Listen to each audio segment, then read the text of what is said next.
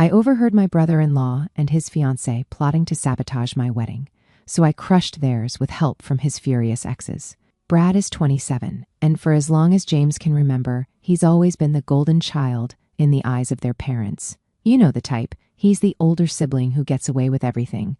Growing up, James told me that Brad was the kind of kid who would break something, blame it on James, and somehow get away with it every time boys will be boys, their mom would say. It wasn't just little things either. Brad would actively go out of his way to make James's life miserable. If James got a new toy for his birthday, Brad would take it and break it. If James made a new friend, Brad would swoop in, charm them, and make James feel like the outsider. As they got older, it didn't get any better. Brad would pick on James in front of his friends, calling him things like mama's boy or softy, because James wasn't into the whole macho, brooding persona Brad had going on. James, being the good guy he is, tried to brush it off, but I could tell it bothered him. Who wouldn't be hurt when your own brother treats you like crap? Now, Brad's life is, well, a mess. He hops from one dead-end job to another because he can't hold down a position for more than a few months. He's the kind of guy who walks into work late and acts surprised when he gets called out for it. He has this cocky attitude, like he's too good for rules or responsibilities, but somehow their parents still make excuses for him. Brad's just figuring things out, they'll say, as if being an inconsiderate jerk is a phase he'll eventually grow out of. When it comes to relationships, Brad's track record is even worse. He's had more girlfriends than I can count, and every single one of them left him for good reason. Brad has this ability to charm women at first. He's got the looks, the smooth talk, and that fake confidence that draws people in. But once they're hooked, he shows his true colors. He's controlling, manipulative, and an expert at gaslighting. All right, so let me tell you about the moment Stephanie entered the picture about 6 months ago because, trust me, it was a game changer. Before her, Brad's girlfriends were like revolving doors, here one day, gone the next. It was almost like a running joke in James's family. Every holiday or family event, Brad would show up with someone new, introduce them like they were the love of his life, and then a couple of months later, it was like they never existed. But Stephanie? Oh, she was different. Not in a good way, though. From the moment Brad introduced her at a family barbecue, it was clear this wasn't your average short-term fling. She had this air about her, like she thought she was better than everyone else in the room. And the way she looked at people, it wasn't curiosity or friendliness. It was pure judgment, like she was scanning the crowd for someone to pick apart. The first thing Stephanie said to me wasn't even a greeting. She walked up to where I was standing with James and said, "Oh, you're Kelly? I thought you'd be taller." I was so thrown off that I just laughed awkwardly, but James immediately went into protective mode. He gave her a look and said, "She's perfect the way she is." Stephanie just smirked and said, "I was just saying." That set the tone for how she interacted with everyone. She had this way of making snide comments that sounded like compliments if you weren't paying attention. Like when she told James's mom, "You must have been stunning when you were younger. Brad always says you were the prettiest woman in town." Or when she asked James's dad if he was finally going to retire and enjoy life, knowing full well he'd just been laid off. The worst part, Brad ate it up. He stood by her side, grinning like she was the most brilliant, charming woman in the world. For the first time, he seemed genuinely proud of the woman he was with, which made sense because they were basically the same person. They both loved stirring the pot and making themselves the center of attention. Stephanie wasn't just a mean girl, though. She was calculated. You could tell she studied people, figured out their insecurities, and then used them to her advantage. Over the next few months, every time we saw her, she managed to create drama without ever being directly involved. She'd plant little seeds of doubt or gossip, then sit back and watch the chaos unfold. One time, during a family dinner, she casually mentioned how James must have been such a mama's boy growing up, because he was so kind and sensitive. She said it like it was a compliment, but Brad jumped on it, laughing and saying, "Oh, you don't even know the half of it. He used to cry if Mom didn't cut the crusts off his sandwiches." The whole table laughed, but I could see James was uncomfortable.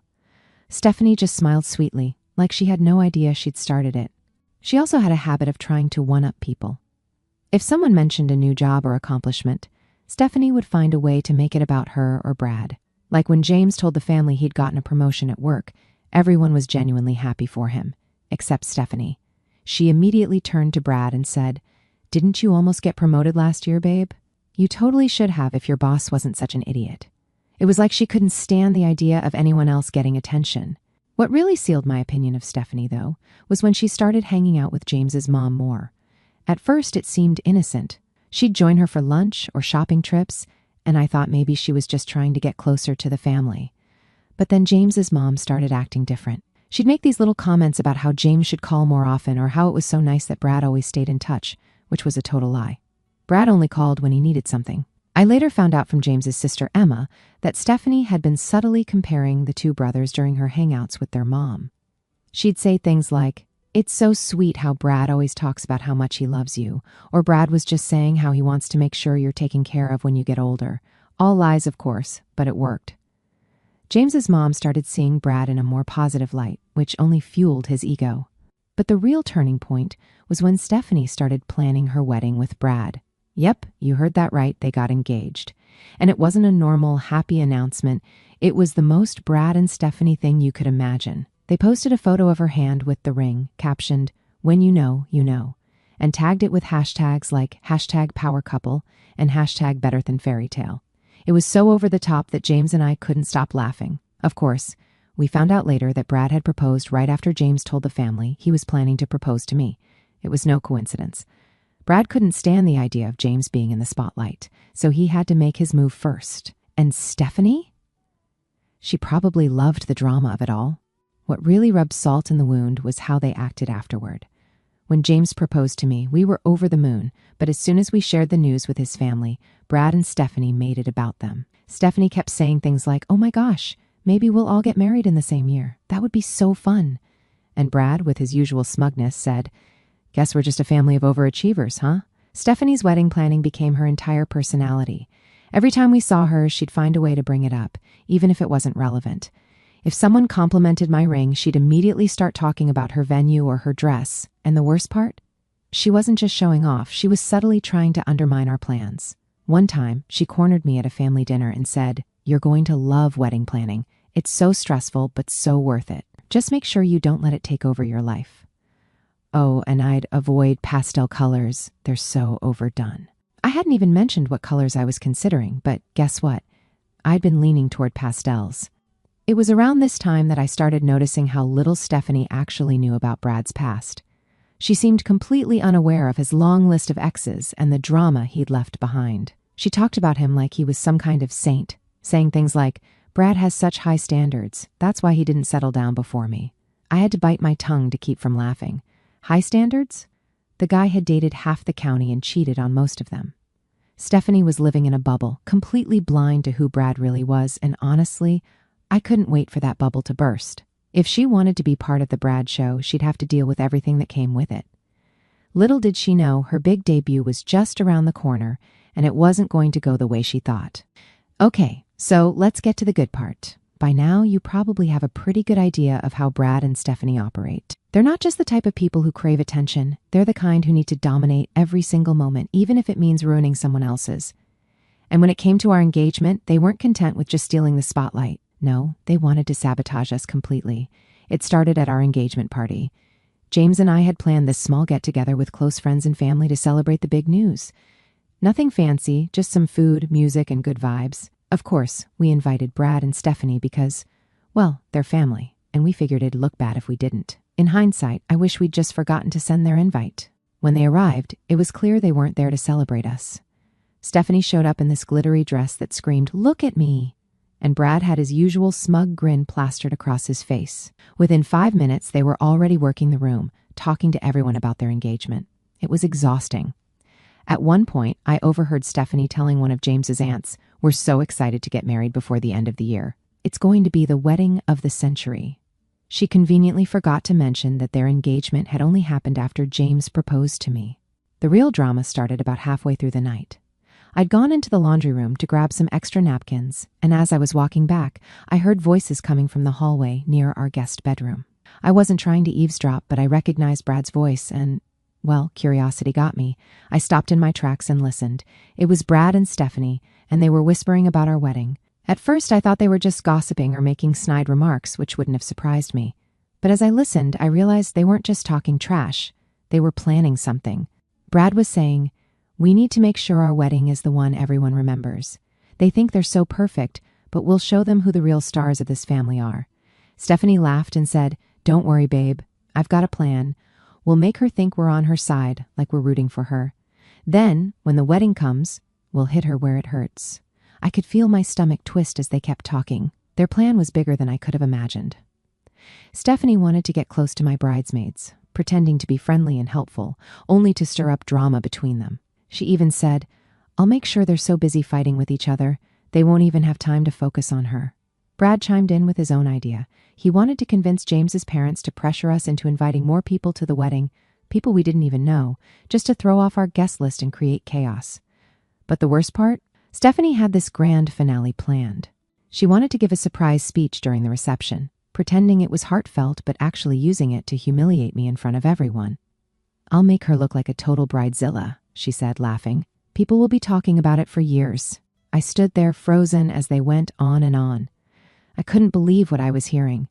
They weren't just trying to ruin our day, they were trying to tear us down completely. And the way they talked about it, like it was some kind of game, made my blood boil. Who does that? When they finally left the hallway, I slipped back into the party like nothing had happened. I didn't want to cause a scene, not yet anyway. I spent the rest of the night trying to act normal, but inside, I was fuming. As soon as everyone left, I sat James down and told him everything. At first, he thought I was exaggerating. "Maybe they were just joking," he said, always trying to see the best in people. But when I repeated their exact words, his face went pale. "They're unbelievable," he muttered, shaking his head. "Why can't they just leave us alone?" We spent hours talking about what to do. James wanted to confront them right away, but I stopped him. I knew Brad and Stephanie would deny everything and twist it around to make us look like the bad guys. That's their specialty, playing the victim.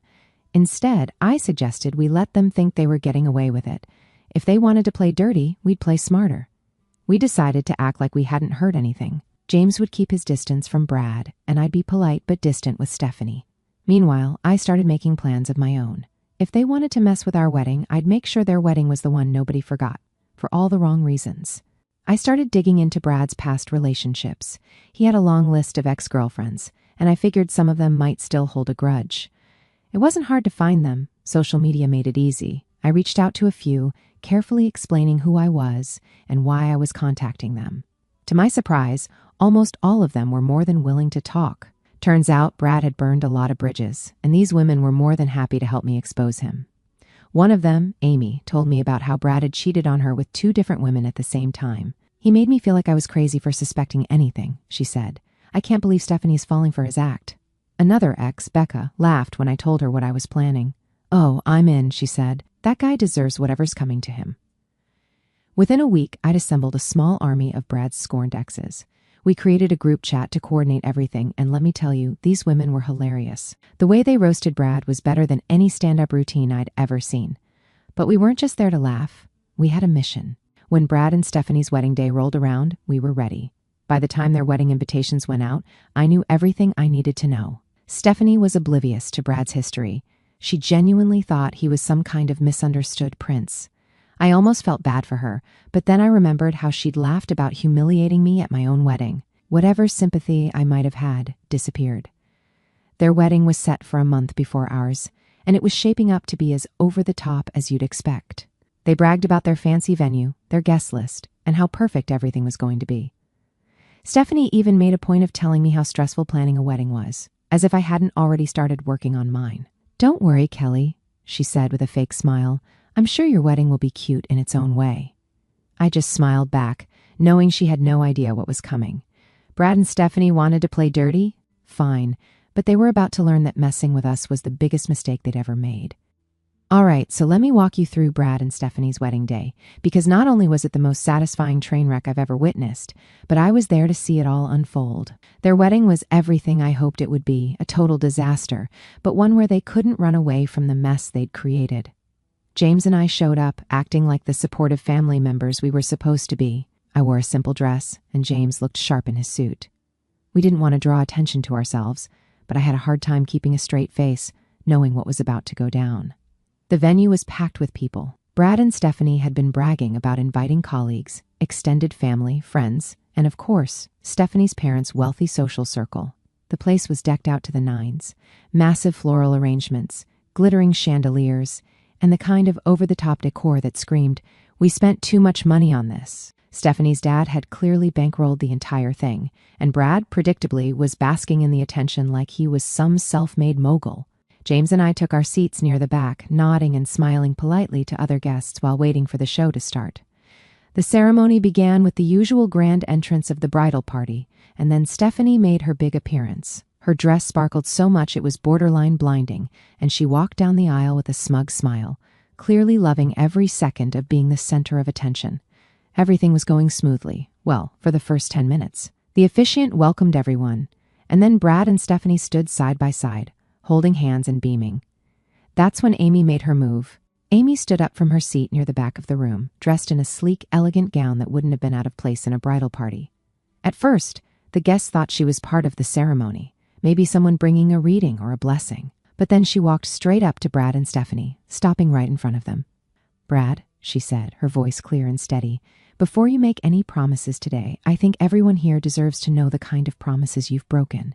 You could hear a pin drop. Brad's face drained of all color, and Stephanie's brow furrowed as she tried to figure out what was going on. Before anyone could stop her, Amy pulled out an envelope and handed it to Brad. He hesitated, but Stephanie snatched it and tore it open, pulling out a series of handwritten letters. "What is this?" Stephanie snapped, flipping through the pages. "They're love letters," Amy explained, her voice calm but cutting. "Letters Brad wrote to me while we were dating. Oh, and to several other women while he was also dating me." The crowd erupted into whispers. Stephanie's hands shook as she skimmed one of the letters, her eyes narrowing with every word. Brad tried to grab the envelope, but Amy held firm. "You might want to let her finish," she said with a cold smile. "It gets better." Becca, the second ex, stood up then, striding confidently down the aisle. She too was dressed impeccably, and she held an envelope of her own. "Hi, Stephanie," Becca said sweetly, her voice dripping with faux sympathy. "I'm Becca. I dated Brad for about 6 months. During that time, he told me he was saving up for our future. Turns out he was just borrowing money from me to take another girl out on dates." Stephanie's jaw dropped. "Is this true?" she hissed at Brad. "How many of these are there?" Brad stammered. It's not what it looks like. They're lying." One by one, more of Brad's exes stood up, each carrying their own envelope. Lisa walked down the aisle next, her heels clicking loudly against the marble floor. She handed her envelope to Stephanie, who was now visibly shaking. "You don't know me," Lisa said, "but I know Brad all too well. He promised me the world while he was sneaking off to see other women. Here's a list of their names. He gave them cute little nicknames in his phone so I wouldn't figure it out." At this point, the officiant looked completely lost, and the guests were openly gossiping.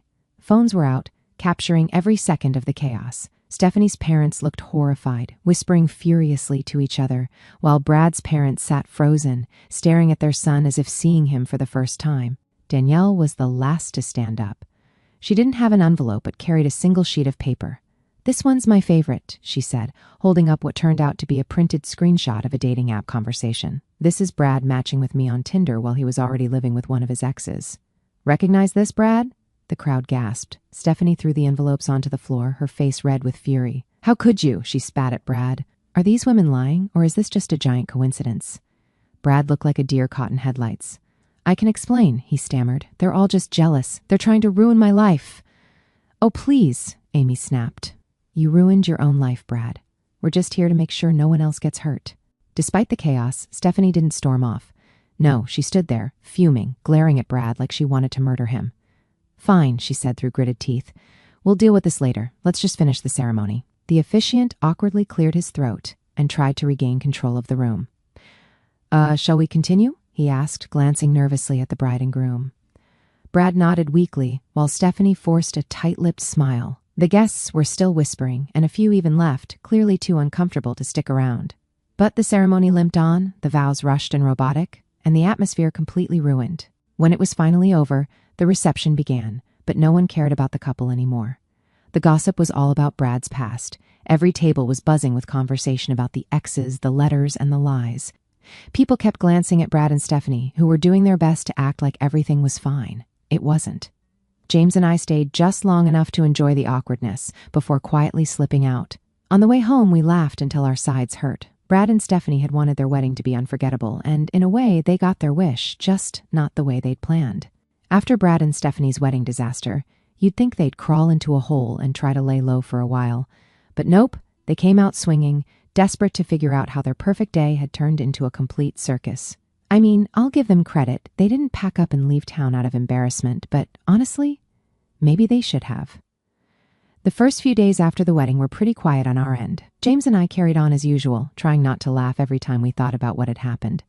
We didn't hear a peep from Brad or Stephanie, but the group chats were buzzing. Apparently, everyone in their social circle was talking about the exes, the letters, and the sheer audacity of the whole thing.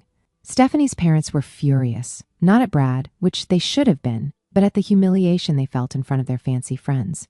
By midweek, the silence broke. Stephanie started posting vague, passive-aggressive comments on social media about fake people and how she'd never let anyone ruin her happiness. Brad, on the other hand, wasn't subtle at all. He posted a whole rant about how some jealous, bitter women had tried to sabotage him and Stephanie but failed because love always wins. The comment section was a mix of people supporting him, mainly his clueless friends, and others hinting that maybe he wasn't as innocent as he claimed. James and I kept our heads down, liking a few generic posts here and there to avoid suspicion. But then Brad and Stephanie started sniffing around. It started with a random call from Brad. James answered it while we were making dinner, putting the phone on speaker. Brad started awkwardly. "How'd you guys enjoy the wedding?" James gave me a look, but played it cool. "It was nice," he said. "The venue was beautiful." "Yeah, thanks," Brad replied, his tone shifting. "So, you guys didn't notice anything weird? Like during the ceremony? Weird?" "No, why?" James asked, perfectly innocent. "Oh, nothing," Brad said quickly. "Just thought you might have heard some rumors or something. You know, people can be jealous." I had to bite my lip to keep from laughing. Brad was fishing and James wasn't taking the bait. "I didn't hear anything," James said casually. "Everything seemed fine to me." Brad let out a forced laugh. Yeah, that's what I thought. Anyway, see you around." He hung up and James and I burst out laughing, but that wasn't the end of it. Over the next few days, Brad and Stephanie started asking other family members if they knew anything about the exes showing up. Word got back to us that they were convinced someone had orchestrated it but had no idea who. Stephanie apparently suspected one of her bridesmaids, but Brad had his sights set on James and me. "They think we did it," I told James one night after his sister Emma called to update us. "Let them think it," James said, smirking. "They can't prove anything." For a while, it felt like we were in the clear. That is, until James's parents called and asked us to come over for dinner. Now, let me tell you something about James's parents. They've always tried to stay neutral when it comes to Brad and James's sibling drama. But I could tell from the moment we walked into their house that they were gearing up for a serious conversation. Dinner was tense. Normally, his mom would be chatting about her garden or their latest Netflix obsession, but she barely said a word. His dad was equally quiet, which is rare for him. After dinner, his mom cleared her throat and said, "So, we've been hearing some things about Brad's wedding." James played dumb. "Oh, what kind of things?" She sighed. "Brad and Stephanie are saying someone might have had something to do with what happened during the ceremony. They think it was you two." I felt James tense next to me, but I decided to take the lead. "Why would they think that?" I asked, keeping my tone light. His dad frowned. "Well, you have to admit, it's a little suspicious. Those women showing up, it's not something that just happens. And you've never exactly gotten along with Brad." James exhaled and leaned forward. "All right, fine. It was us." His mom gasped and his dad just stared at him, his jaw tightening. "You're serious?" his dad asked. "Yes," I said. "We planned it. But before you get mad, you need to know why." We explained everything. How I'd overheard Brad and Stephanie plotting to humiliate us at our wedding, how they wanted to ruin my relationships with my bridesmaids and make a spectacle out of us during our reception. I told them about the awful things they said, how they laughed about it like it was some big joke, and how I knew we had to stop them before they got the chance. James chimed in, saying, "We didn't want to do this, but they left us no choice. They've been trying to one-up us and tear us down for years." This wasn't about revenge. It was about protecting our day. His mom looked horrified, not at us, but at the idea that Brad and Stephanie would do something so cruel. "Are you sure they were really planning all that?" she asked. "I heard them say it," I said firmly. "Every word. They didn't care about how it would hurt us. They just wanted to make our wedding a joke." His dad rubbed his temples, clearly trying to process everything. "You shouldn't have stooped to their level," he finally said, "but I can't say I blame you." His mom nodded slowly. "It's hard to hear, but if what you're saying is true, I understand why you did it. I just wish things hadn't come to this." The conversation ended on a tense but understanding note. They didn't condone what we did, but they couldn't deny that Brad and Stephanie had pushed us to the edge. We left their house feeling a little lighter, knowing they weren't going to defend Brad this time. Over the next few days, things settled down. Brad and Stephanie were still sniffing around for answers, but James's parents didn't give them any hints. Emma called us to say their mom had pulled Brad aside and told him to stop harassing the family about the wedding. Apparently, Brad had the nerve to act offended, saying he was the victim, but she shut him down pretty quickly. As for Stephanie, she started posting less and less on social media, and when she did, it was all overly cheerful, like she was trying to prove how happy she was. But the cracks were starting to show. A mutual friend told us she'd been complaining to anyone who'd listen about how someone ruined her big day and how unfair it was. Meanwhile, her parents were pressuring Brad to fix things because they didn't want their family name dragged through the mud. James and I, on the other hand, were focused on our wedding.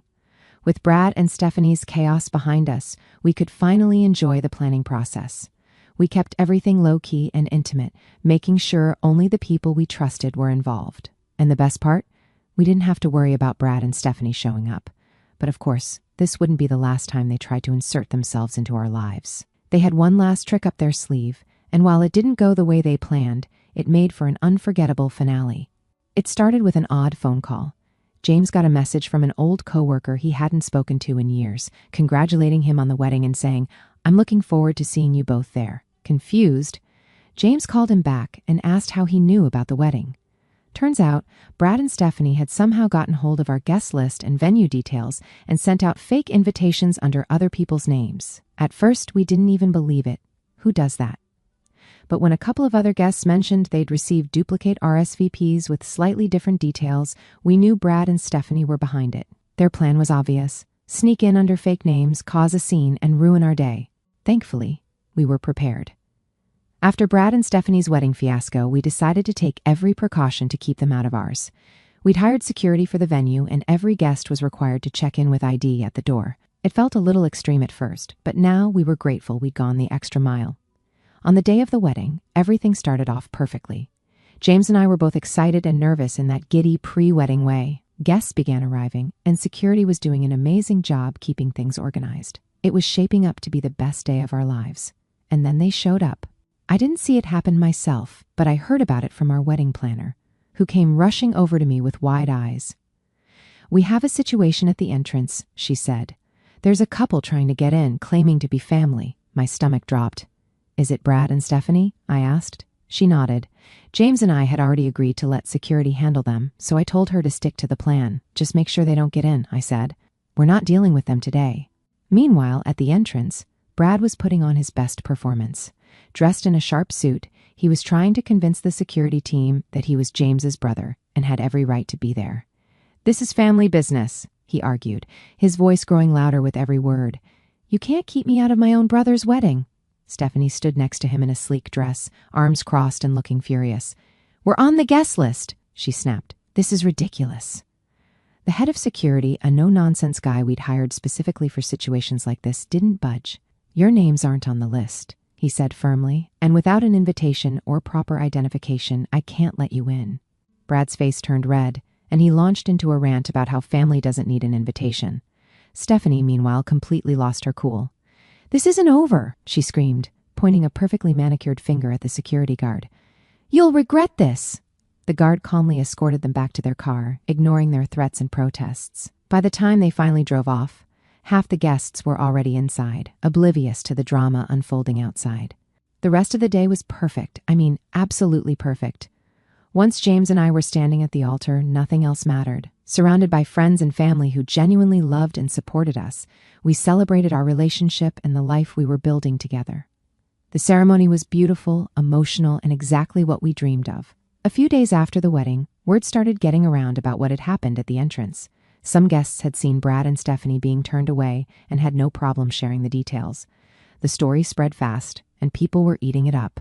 Apparently, Brad and Stephanie had been ranting to anyone who would listen about how unfair it was that they weren't allowed in, but instead of getting sympathy, they just made themselves look even more pathetic. It didn't take long for the cracks in their relationship to show. Stephanie, who had always prided herself on appearances, was mortified by how they'd been humiliated twice now. About a month after the wedding, we heard from a mutual friend that Stephanie had finally had enough. She dug a little deeper into Brad's past and found out just how much he'd lied to her about his finances, his relationships, and even his role in their own wedding planning. Apparently, she confronted him in a spectacular blowout fight, packed her things, and left him. From what we heard, Brad was devastated, or as devastated as someone like him could be. He tried calling her, messaging her, even showing up at her parents' house, but she was done.